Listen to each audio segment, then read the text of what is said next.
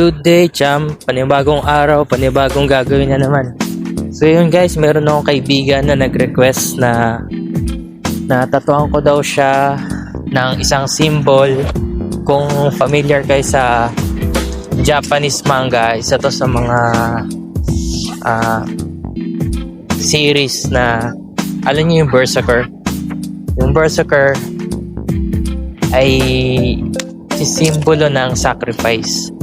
Hindi ako masyadong familiar kasi sa mga Japanese na manga na cartoons. Kaya nung tinanong ko doon sa client ko, ito daw yung meaning nun.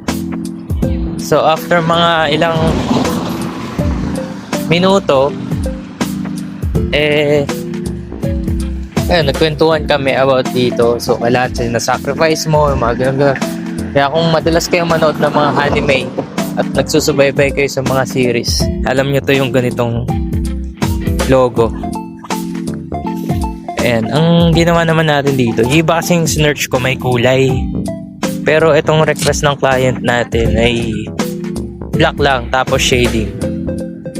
So nagustuhan niya naman, kaya ito na yung kinalabasan ng Berserker tattoo.